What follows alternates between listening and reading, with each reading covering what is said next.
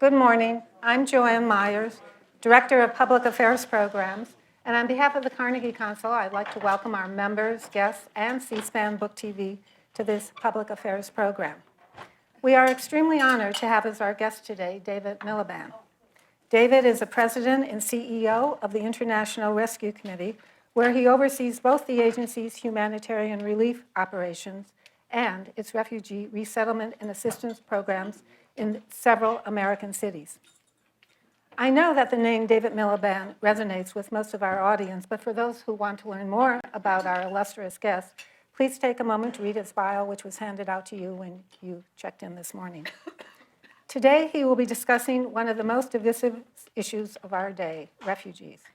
This topic is also the subject of his recently published book entitled Rescue, Refugees and the Political Crisis of Our Time. It is, he says, about our duties to strangers.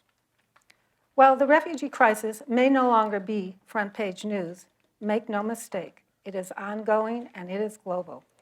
While the fallout from years of brutal civil war in Syria tops this grim list, this is only part of the refugee outflow.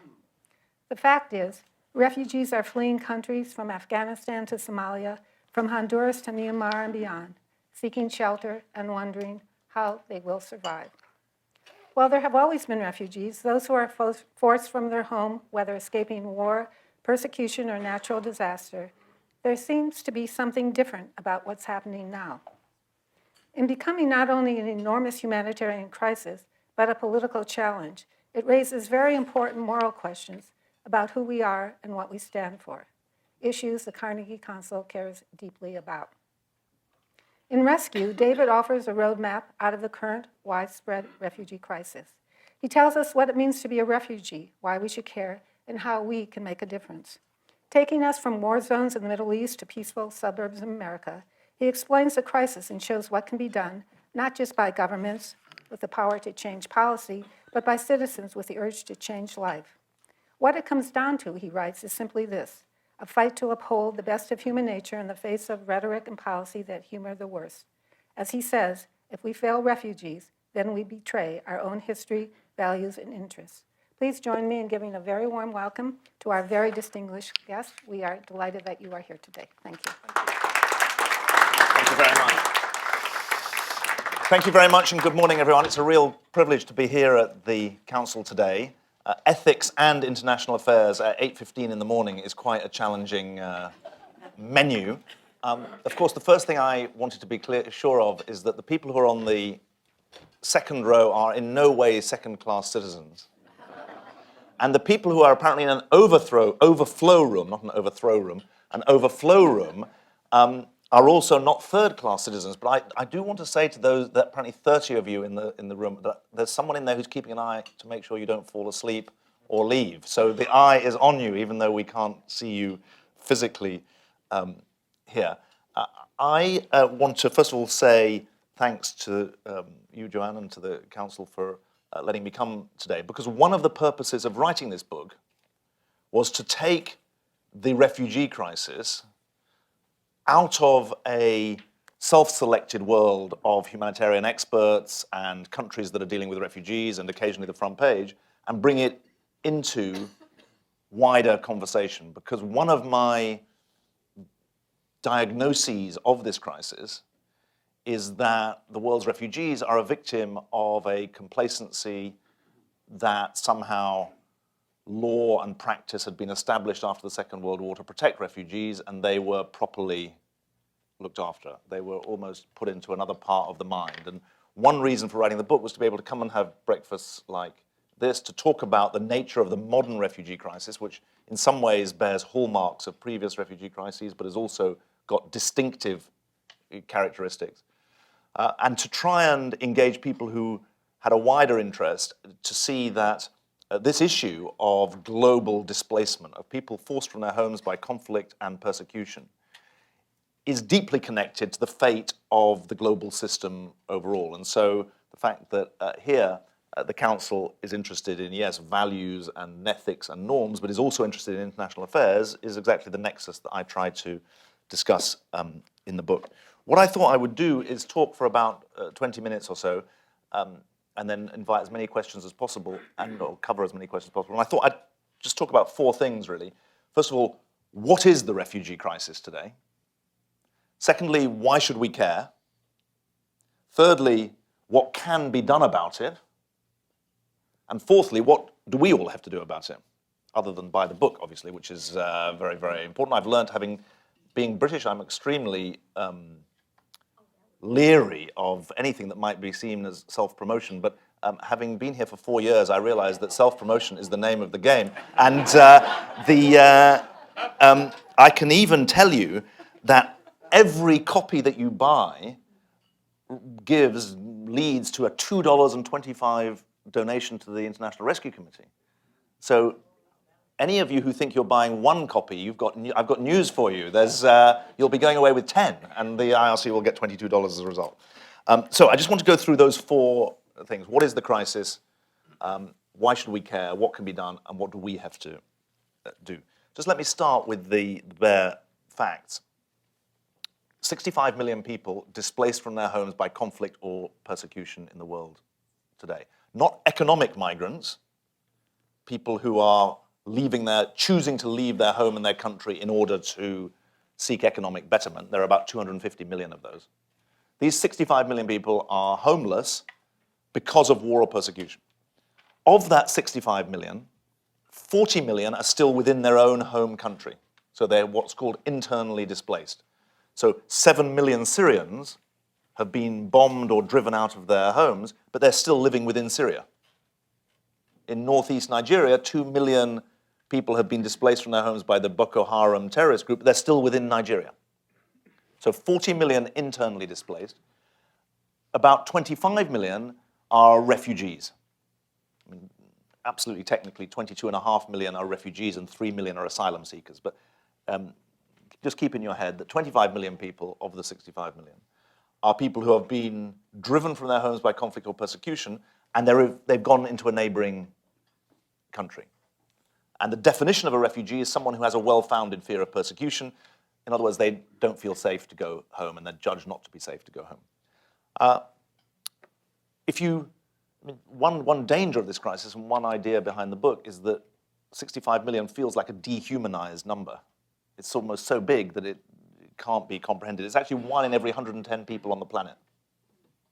So it's a population. It would be the 21st largest country in the world if it was a country. There are characteristics of these people, though, that I think are important to understand. One is that half of these people are under the age of 18. So half of the world's refugees are children. We'll come back to what that means for some of the argument about refugee resettlement, because if you think about the debate about Syrian refugees arriving in the US, fully 47% of the Syrians who've been allowed to come to the US are actually kids. But one characteristic is that they're children. A second characteristic that's very important about the displaced population is that they're displaced for a long time. I mean, many of us, my own family, there'll be other people in this room who have family heritage of displacement during the Second World War, and the displacement was for a limited period of time. Those who survived. My mother was a refugee from Poland in 1945. My dad was a refugee from Belgium in 1940 to the UK. Today, the average length of displacement is 10 years. And once you've been a refugee for 5 years, the average goes up to 21 years. So essentially, we're talking about not just a large scale of displacement, 65 million people, 25 million refugees, we're also talking about long-term displacement. Third characteristic that I think is incredibly important, half are kids, 10-year average displacement. 60% of refugees live in urban areas, not in camps. Many of us will have, if I got $10 every time I'm asked, what do you work in camps? I'd be a rich man. The truth is that most refugees are not in camps. 60% of refugees are in urban areas. So the challenge for them is different than in a camp setting. In a camp, you're pretty much guaranteed food, and if you're really sick, you'll get some health care. In an urban setting, you're not guaranteed that kind of food delivery or the health delivery either. So we've got an urbanized displaced population, as well as a young displaced population, as well as a long-term displaced population. And obviously, there's a whole different book to be written about why should this be happening now? Why should there be a refugee crisis today? Maybe we'll come back to this in the questions, but I just want you to have in your mind that there are about 20 to 25 weak states around the world who don't have the political systems that can contain religious and ethnic and political difference. The most recently in the news is obviously Myanmar. 800,000 people driven out of the country in the space of 9 weeks. And the political system didn't give them citizenship rights, didn't recognize them properly, actually immiserated and impoverished them, never mind torched their villages. So you've got 20 to 25 weak states around the world that can't share power, that aren't able to share power effectively. Secondly, a weak and divided international political system. So this is your international affairs part of the story and speaks to my own background. I was foreign minister in the UK for 3 years. The international political system is weaker and more divided than certainly than any time since the end of the Cold War, but in some ways it's weaker than any time since World War II. And thirdly, and very difficult to talk about, but dishonest to not to mention, the IRC was founded by Albert Einstein to rescue Jews from Europe. Today, about 45% of our beneficiaries are Muslim. Large part of the refugee crisis is located in Muslim-majority countries. Syria, Afghanistan, 2 prime examples. And the tumult that exists within the Islamic world is a part of the refugee crisis that exists today. It's not only, I mean, South Sudan has 1 million refugees in Uganda. It's nothing to do with Islam. But the fact that there is this electric, explosive debate within the Islamic world that in my description here pits pluralism against purification, and essentially radical Salafism is an attempt to purify the Islamic world. It's a debate within Islam.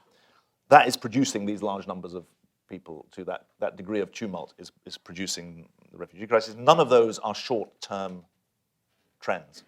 Weak states, divided international system, huge debate within the Islamic world about its future and how it engages with the rest of the world. Those are long-term trends, not blips.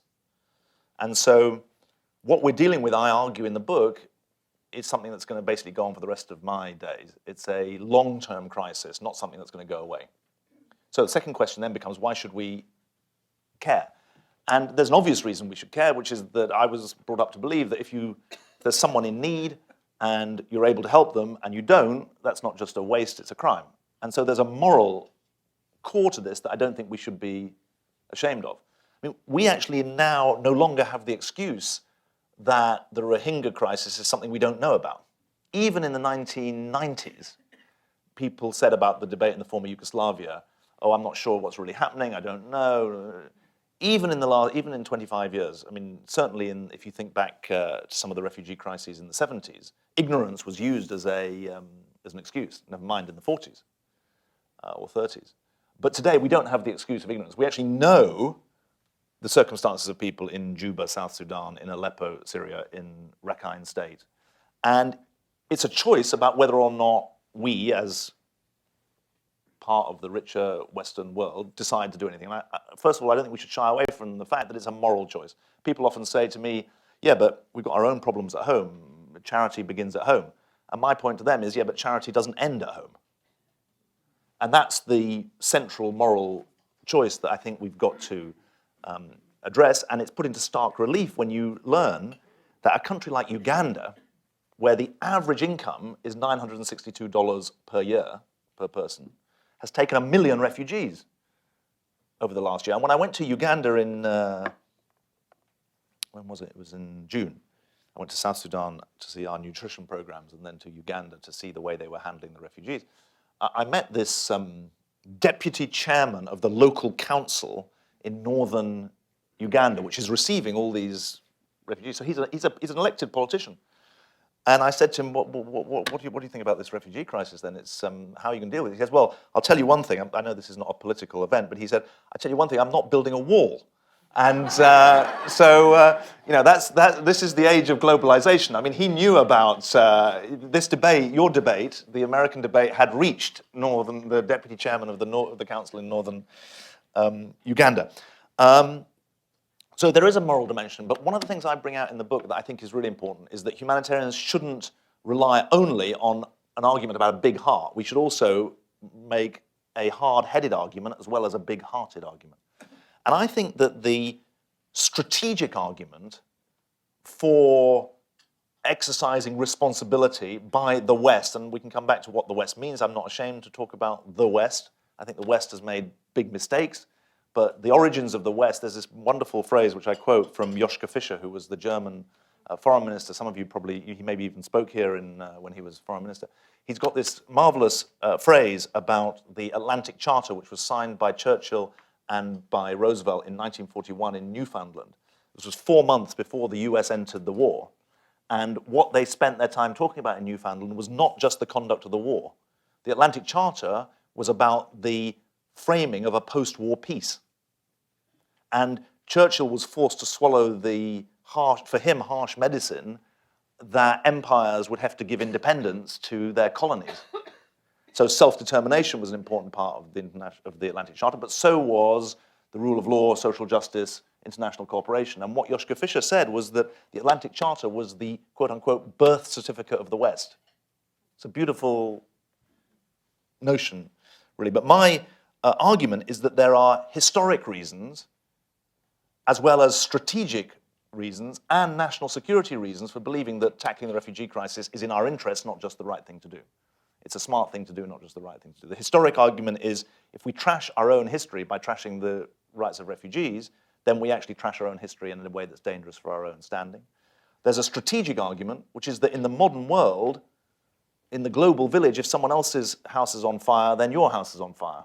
And I live and work in New York. IRC is headquartered in New York. But if you're a European, you know that the Syrian refugee crisis didn't stay in Syria and didn't stay in the Middle East. It washed up on Europe's shores. But there's also a national security argument. I did an event yesterday with Madeleine Albright and Steve Hadley in Washington about the national security case for America exercising its responsibilities appropriately in respect of refugees. And we had a discussion about how there's nothing more powerful for the recruiting sergeants of ISIS, of Daesh, than to be told that the US hasn't got the back of oppressed Muslims around the world. It's just a direct recruiting sergeant. And it's shocking but true that the ISIS-Daesh social media channels literally were celebrating when President Trump put out his executive orders stopping refugees coming to the US. So there is an ideological national security argument. And it's true that ISIS-Daesh have been vanquished in Raqqa. We've got operations inside Syria. They've been vanquished in parts of Iraq. Al-Qaeda in some ways is on the back foot, but this is a generational ideological challenge, not just a short-term military challenge. So I think there are strategic arguments as well as moral arguments for dealing with the crisis. Third point, you might agree that it's a big crisis, you might agree that we should do something, but then think, well, there's nothing that can be done because the problem's so big that we can't solve it. And my case to you is that there are things that can be done, but we have to change the way the humanitarian sector works in very fundamental ways if we're to do justice to the length of displacement, the child-focused nature of the displacement, and the urban nature of the displacement. So we've got very distinguished ambassadors here, and I hope they're obviously in the vortex of this in the United Nations, which is caught in the middle of this refugee crisis between nation states that are retreating and an international system that's creaking. But I am very clear that unless we reframe our approach to humanitarian endeavor, we will fail. And the reframing is fundamentally about taking on the fiction that the refugee crisis is a short-term crisis. The fiction is helpful for hosting countries. I don't want to name names, but Uganda, Jordan, etc. It's quite convenient that they can say, look, these people are just here for a short time. We need to provide some shelter for our brothers and sisters in the short term. But the truth is that the large majority of refugees are going to stay. Less than 1% of the world's refugees went home last year. But the fiction is also convenient for the West because it allows them to say, we'll just give you short-term grants to keep these people alive. And essentially, we as a large NGO, we're a $750 million organization now, the IRC, we are trying to tackle long-term problems of violence against women, poverty and unemployment, ill health with short-term grants, which is crazy. So it's changing that mindset. What does that mean? I think 4 things are really important to change the mindset. One, we should be saying that the expectation is that adult refugees are able to work. If you're displaced for an average of 10 years, you need to be able to work. That is only going to be possible if countries like Jordan that are supporting hosting refugees are given massive economic support. Jordan is pegged to the dollar. Jordan has an IMF program. Jordan has debt that's gone up from 54% to 96% of national income. And they've got 650,000 registered refugees. So they need a different kind of offer from the World Bank, the IMF, the international aid donors. At the moment, they're on short-term drip feed of aid. And they say, well, hang on, the King of Jordan can say, I've got a 33% youth unemployment problem among the Jordanians. So if I'm going to let refugees work, I need to ensure that my own population gets properly helped. Now, of course, truth is, if you say refugees aren't allowed to work, that just means they don't work officially. They work in the informal sector, which drives them underground, which has its own problems. So actually, there's a safety benefit, a protection benefit, as well as an economic benefit from regularizing that. They become taxpayers. So there's an employment challenge. We can say more about that. Secondly, the saddest statistic that I've discovered in the last 4 years is that half of all the refugees are children, and less than 2% of the humanitarian budget goes on education. Less than 2%. It's a total scandal. It's also incredibly stupid if you think about it. There are 250,000 Syrians in Lebanon who've never had any education since they left Syria.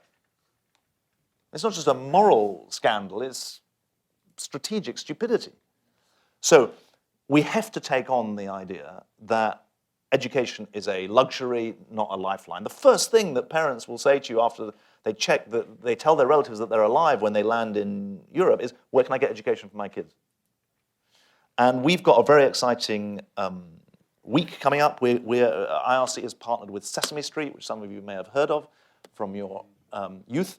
And we are in the running to win a $100 million prize from the MacArthur Foundation on the 12th of December that would address early childhood trauma among refugee children in the Middle East. Because a lot of these, people often say, oh, well, we've got to build schools. For a lot of these kids, they're not in a mindset where they're ready to go to school.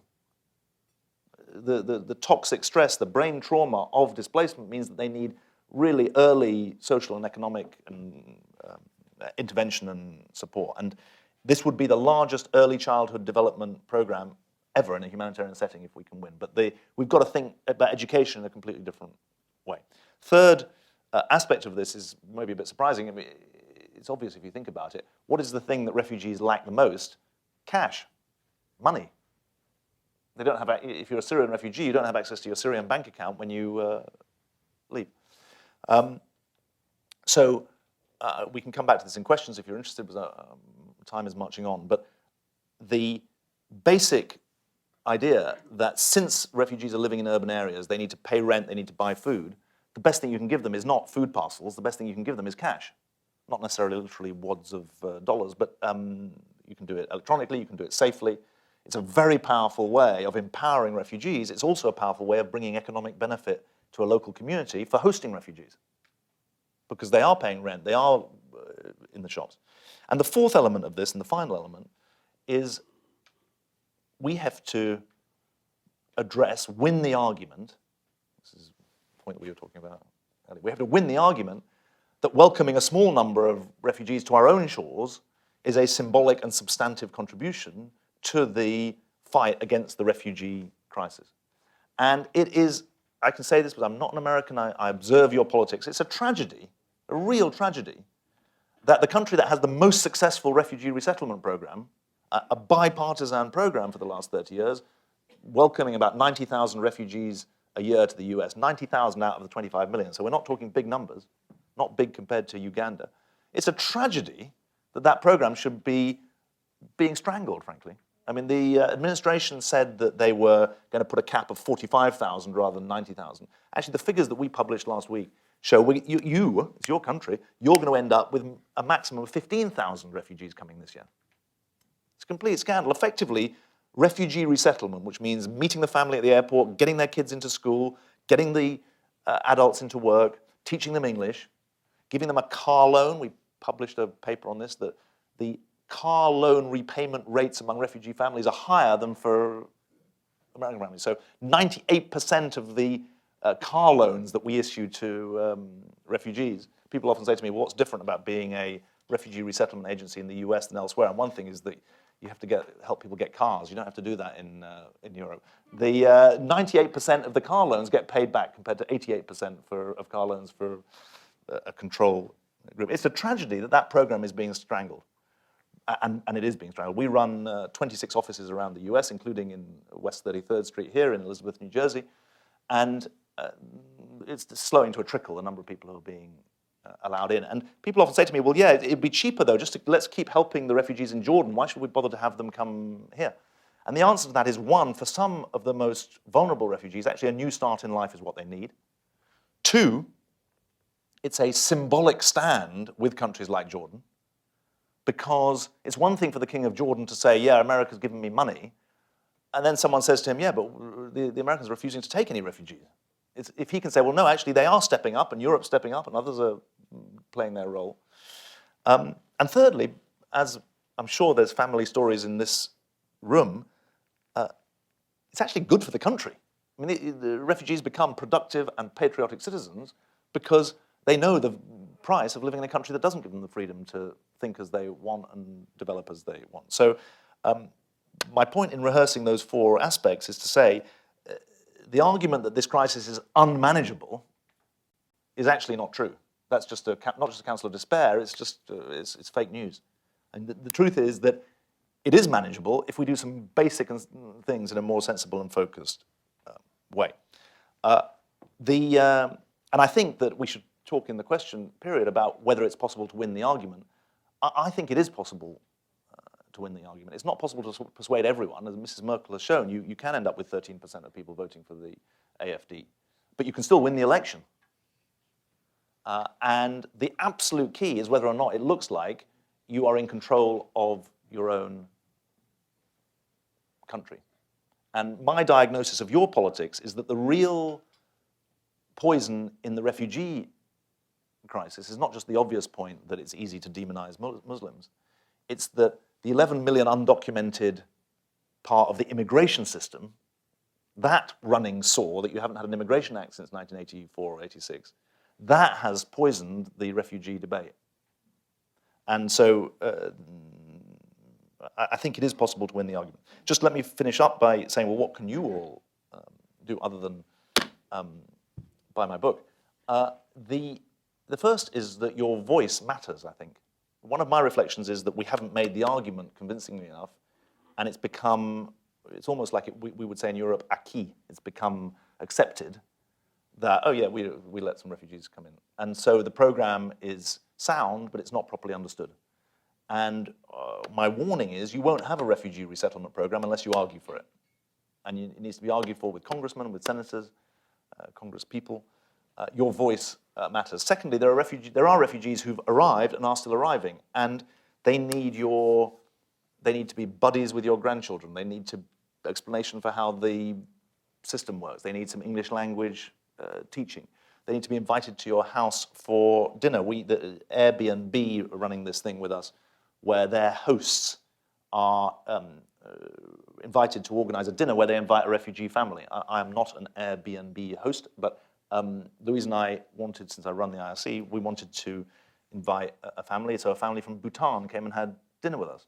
And in the end, the conversation was about their 15, 16-year-old kid and what advice could we give them about how he made school choices that would help him in the future. And they hadn't been able to have that conversation with someone. So there's the human touch really matters. If you're an employer, give refugees a chance to get a job with your business because they need a chance to make a success of their own lives. You don't have to guarantee them a job, but give them a chance to get a job. And obviously, we want you to be supporters of the IRC as well. One of the reasons I took the job was that I thought IRC was not well enough known, even in its own home turf. It's a great New York institution. It was founded by Einstein here in 1933. It does embody some of the most precious values of New York. It speaks to the history of the city in a profound way, and we're now probably the largest NGO in New York, not including the universities and the hospitals, obviously. But we would like you to become supporters. Some of you already are, I should say, but we'd like those of you who are not to become supporters of the organization, because it's a real jewel in the work that it does, and it can make an argument that is fundamental to the future of the country. So thank you very much for listening, and very happy to have your questions.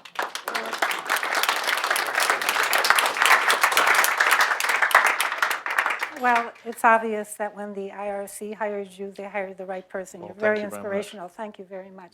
And I'm sure there are a lot of questions, so I just ask when the microphone comes to you, please identify yourself and start over here. Hi, Jim Traub with Foreign Policy. So you wanted us to talk about this question of democratic consent in the question and answer period, and I do think this is a huge issue. So to take what seems like a really vivid example of this in the West, in early 2016, Europe, led by Angela Merkel, reached this felt like a kind of Faustian bargain with Turkey to basically block the onward movement of refugees into Europe.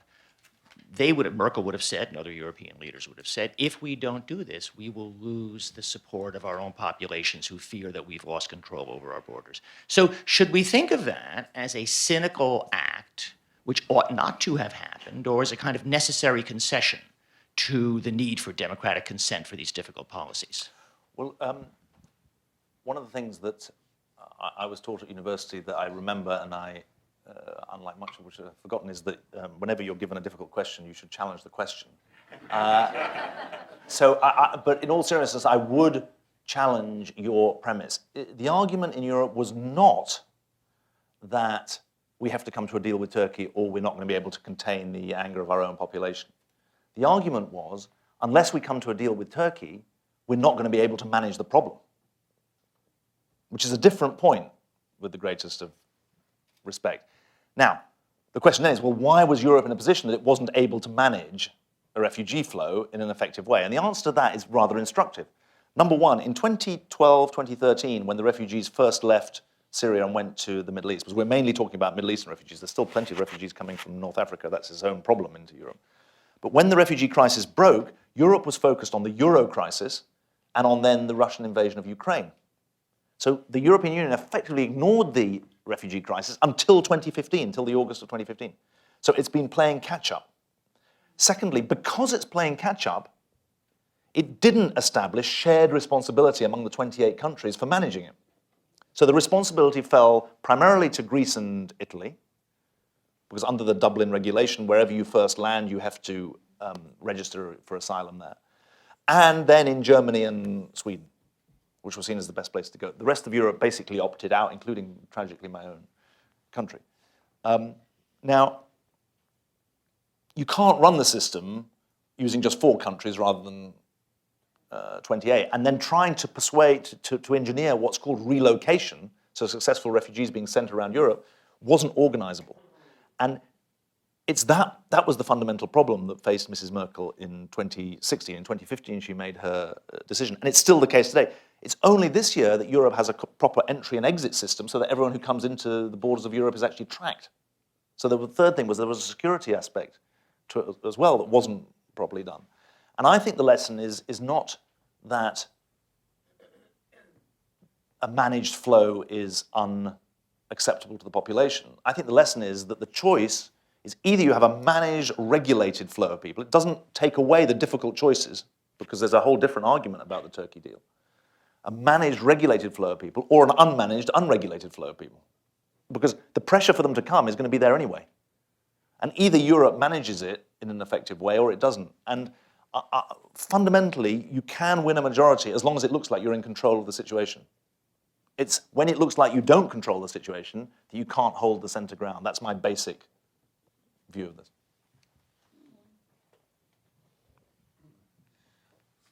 Warren Hogue, International Peace Institute. David, is there a future in convincing European publics that accepting immigrants is advantageous to their societies, fills their labor forces, which otherwise would not be filled? I'm speaking because of the allure that politicians who are nativist politicians, who are anti-immigrant politicians, seem to have in places like Germany, the Czech Republic, Poland, Hungary, even Austria now, is I take your point that you've got to convince them you're controlling it.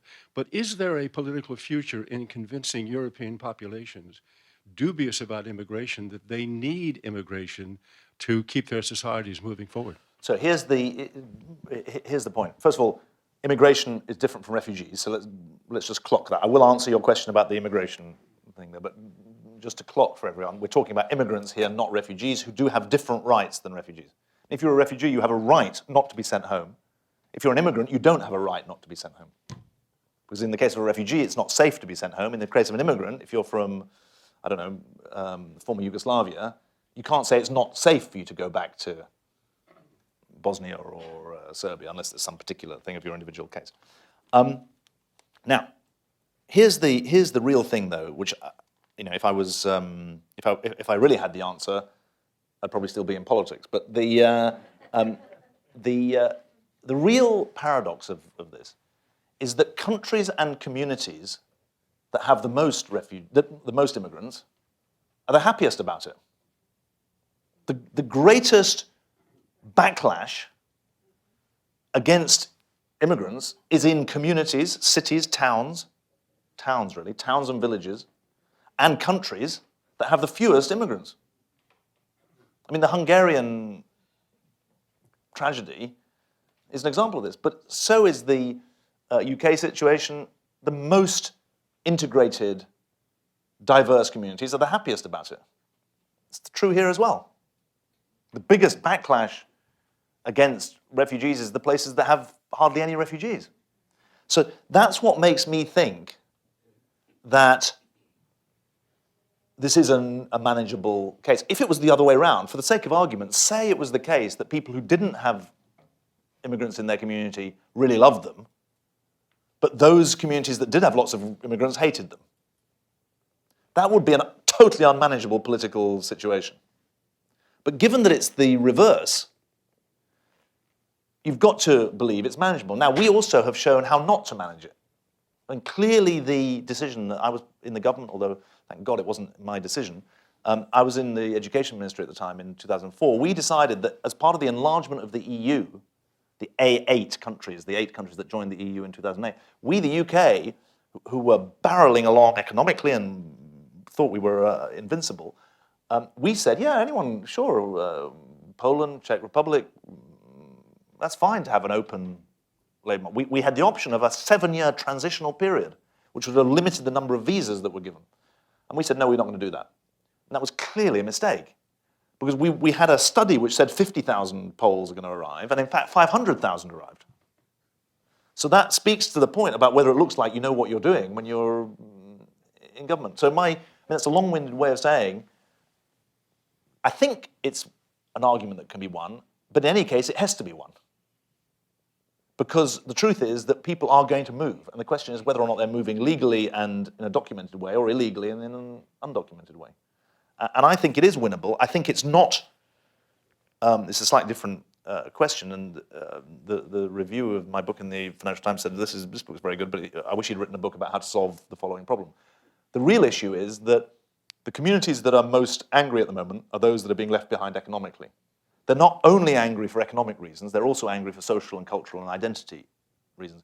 But unless we address this economic disemboweling of the lower middle class, it's going to be very hard to contain the anger. And that's a separate question.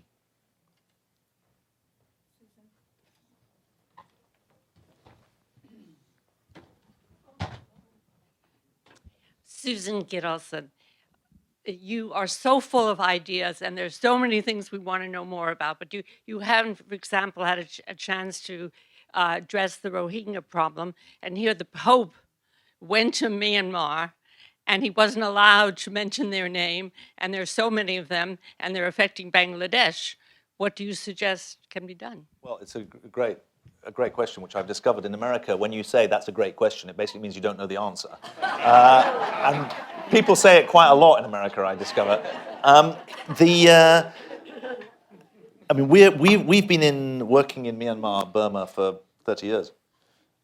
in Rakhine State, we're responsible for the health provision for 120,000 people in the Rakhine State, which is where this Muslim minority is, and we have to be very careful to serve Muslims and non-Muslims in the work that we do. Otherwise, we get into terrible difficulty. So the first thing that needs to happen is our workers need to be able to go and do their work for the remaining Rohingya population, which they're not being allowed to do. And that's a political dynamic within the government of Myanmar, but the Pope's visit, I hope, behind the scenes is addressing this. Because although he was prevented or decided or was thought it was prudent not to use the word Rohingya, I hope the deal is that he said, if you don't sort out the access to these populations, I am going to use it. So there's politics there. On the Bangladesh side, I mean, it's very, very difficult because I'm afraid the history is that the Bangladeshis have not wanted to give refugee status historically to Rohingya who've been coming, because there's an argument about whether they're or not they're Bengalis, and it's sort of difficult. But the point is, at the moment, the government of Bangladesh is being very open to international help. It's not closing up, it wants international help. And they really need it. We are there, we've got an emergency team in, we're trying to get registered, which is taking a bit of time. But it's a real time to mobilize to support the Bangladeshi government, the Bangladeshi people in dealing with this challenge. I think it's also important to say to them that there's a debate going on within the country about whether or not these Rohingya should be in a particular camp, even on a particular island. I mean, all of our experience is that when you separate people from the host community, they end up being a long-term funeral home for dreams, is what I call it. And so I think we've got to try and make it a win-win, where it's a win for the fleeing Rohingya, but it's also a win for Bangladesh that it gets the kind of support it needs. Thanks. David, in this country, as I'm sure you've seen, Rita Hauser, I'm sure you've seen that refugee equals Muslim and the focus is on that issue. Yet we have an extraordinary number of refugees coming in here from true crises in Honduras, Nicaragua, Guatemala, right on our borders. We have sanctuary city problems, which maybe if you live in Texas, you know more about it, but you get very little knowledge or coverage here. So I'd be interested to know your take on that and what you're doing with that refugee problem. We've got a team down in Honduras at the moment in El Salvador at the moment doing some work, because in that triangle of Honduras, El Salvador, Guatemala, there's undoubtedly people who are fleeing for their lives, often kids, but not only kids. And my very strong view is that they're as entitled to claim asylum, to claim refugee status as anyone else, and they should be dealt with in an appropriate way. I think that the challenging thing for me is that I can get my head around a crisis in South Sudan where you've got rival factions, you've got a frozen political process, you've got a set of regional and global players. It's within my understanding how you try to tackle the roots of that problem. In the El Salvador, Honduras, Guatemala situation, criminal gangs who are effectively terrorizing local populations, that's a different root of the problem. And I would immediately say it's beyond my competence as to what's the founding solution there. What's the root solution? I think dealing with the symptom, though, you're absolutely right. Now, sanctuary cities is a bit of a different issue to do with undocumented immigrants, but in respect of people who are fleeing and claiming asylum, the due process really needs to apply to them because they are terrorized, especially the young kids.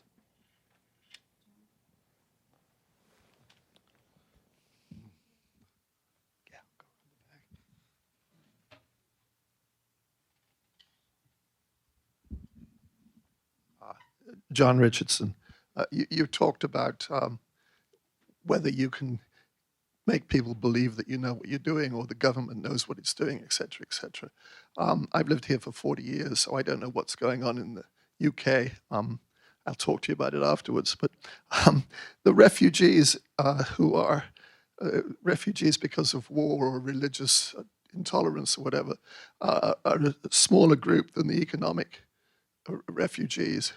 But my problem in listening to all this as I grow older is that we have enough problems with the insurrections and wars and religious intolerance, etc., etc. We've had that, I guess, since the 1930s, in my experience. You know, we've got millions and millions of displaced people in the Second World War, before and during and afterwards. We've got millions of them now. But the background to this, which nobody seems to want to deal with, is that the world population is increasing. It's increasing in particular in places like Africa, where good government is in short supply, but people are getting more and more of them. How do you deal with this background problem that whatever you do in one case because of refugees here or refugees there, you've got this background of, it's almost sort of like a doomsday background. How do you deal with that as a person in your position? Questions. I mean, I pointed to three relatively short-term trends in respect of weak states, weak and divided international system since 1979, tumult within the Islamic world. There are 200-year or longer deep structural trends. One is around population, which you're right to raise. The other is around climate and resource stress, which in a way they interact. Now, what do we know about population growth? The thing that we know more than anything else is that the poorer you are, the more kids you have. It seems paradoxical or perverse, but it's the fact. And we've got this, if I may say so, it's important not to say Africa as a whole. Africa is a big continent. There are particular parts of Africa where there are massive population issues, but it's not and the population of Africa overall is growing very significantly. But it's trackable not just to countries according to their income, but also communities according to their income. Now, secondly, you've then got a whole set of practices to do with family planning and birth control that become, that are very vexed. They're very vexed in local culture, but I don't need to point out, they're also very vexed here, because one of the things the new administration here has done is ban any family planning, abortion work, etc. So it's a vexed issue all around. Our experience is that, and we're working on a very micro scale, so we're trying to work with refugee populations about family planning, what we call birth spacing, to try to give women a bit of a break between having kids. It's a very long haul, you're absolutely right, to raise it. I don't think I haven't got an easy way of saying how it's tied into the conflict nexus. I haven't seen good data on that, but you're right to say it's a deep problem. I don't think it excuses us, though, from doing a whole range of other things around employment or education or resettlement that are actually good in themselves and may actually help. I mean, the education of girls, one of the biggest drivers against early marriage is actually getting adolescent girls into education. So the education thing is actually pretty fundamental to this. If you like, you can take 2 or 3 at once, and then I'll be able to get through more of them. Now, this will be a quick question. I'd like you to go back to what you said about Jordan and 33% unemployment. What, in practical terms, can they do with coming up with jobs? I mean, not everybody can make garments. I mean, what jobs are available to keep people in the country they've gone to? Arlette Laurent, the European Parliament is considering a 40 billion Marshall Plan for Africa to help deal with the problem of migration. What do you think of that? Thank you.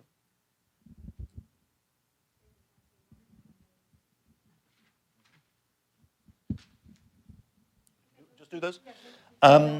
Okay.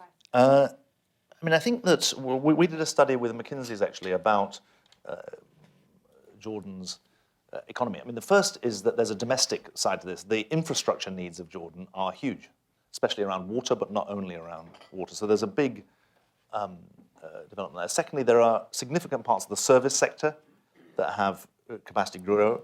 And then thirdly, you mentioned garments, which is what people always talk about. Only 4% of Jordan's exports go to Europe, which is really very, very small. And the diagnosis is fundamentally that there isn't good matching of Jordanian companies into European supply chains. Interestingly enough, for American companies, it's better.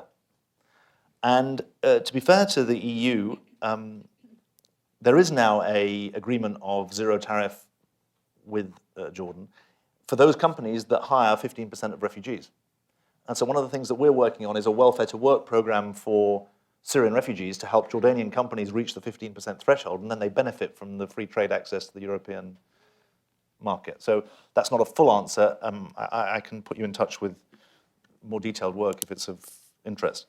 I mean, on the, you're right that Europe is very interested in how it conceives its development aid to different parts of the world, including into Africa. One of my lessons, I mean, it's interesting if you think about the Marshall Plan. What was the Marshall Plan? It wasn't just a development plan. It was a political plan, and it was also a private sector plan. And so if the European Union means a real Marshall Plan that brings together different elements of governance, to pick up the point earlier, that does address issues to do with local conflict, that does address issues to do with economic development, that does bring in the private sector, including the indigenous African private sector, because there are 300 million people in the middle class in Africa, across Africa, then you've got a real chance of success. The argument that we're having, or the discussion that we're having with European, I was in Brussels last week actually talking about this. There are two things that are very, very difficult. I mean, incredibly difficult. One is the relationship between development and humanitarian aid, which is given for humanitarian reasons or poverty reasons, and migration objectives. And our argument very strongly is that you shouldn't be using development money to run visa systems, frontier posts, security things. We mustn't end up cheating the development budget in order to manage the migration issue. There may be secondary benefits from helping tackle poverty in respect of migration, but they need to be kept separate. And then the much more difficult thing is that the entrepot for African migrants coming to Europe is obviously Libya. And trying to have any kind of systematic, organized, ongoing set of relationships there is very, very challenging. There are 3-4 different governments in the country. There's obviously an ongoing conflicts in the country. You've got massive profiteering out of the people trade. Getting a grip on that situation is really very, very, very challenging. Last round of questions here. 1, 2, 3. Okay. Ed Marshner, I'd like to ask you to expand upon your point that refugees are employable. It seems to me that this is a positive factor in people's acceptance of refugees, and they often meet refugees in their workplace or schools, rather than someplace else. Based on totally uninformed speculation, I would assume that refugees at least have the means to escape political persecution and war, so they have some means. They're not simply shepherds and unskilled people. So is there any study that shows that they are in fact somewhat better prepared, educated and skilled to work than the average person in the country that's affected? Mm-hmm. Helena Finn, former U.S. diplomat. My question goes back to Germany and Turkey. Both these countries have taken enormous numbers of refugees. Do you have any comment on how they're dealing with this? Obviously, we know about the rise of Alternative für Deutschland, but how they are dealing, the status of the refugees in terms of education of children and the other things, the health care and so on that you've mentioned, and most importantly, jobs. Hi, David. My name is Alex DeMusa. I actually work at the IRC office over in Elizabeth. Oh, great. And it's been a pleasure to hear you speak. Thank you. Thanks for your this hard work. whole hour. Yeah. Why aren't you at the office today? Oh, good question. I sent them an email, don't worry. My question was actually regarding, goes back to what you already talked about, the digital warfare issue that definitely should be raising more eyebrows. And I wanted to hear your opinion. I'd be interested to hearing you speak about the rise of hate groups and the right-wing politic of this era. And in response to that, the anti-Muslim rhetoric that is overflowing and is a big part of the age of information and what we can do as not only concerned individuals, but even in terms of advocacy and reaching out to our congressional leaders, and what the next step is in protecting funding for the IRC and just getting a good, accurate representation of the vital work we do. Thank you. Well, let me do them in reverse order, starting with Alistair and thanking him. What's your job with the IRC? I work in the intensive case management. Fantastic. So intensive case management means that some of the most difficult and challenging cases of the families who come over, he's working with them to try and help them integrate into American society. Thank you very much for your work and for your efforts, and thank you for being here. I don't resent it at all. I'm sure you'll do an extra hour's work tonight to make up for it.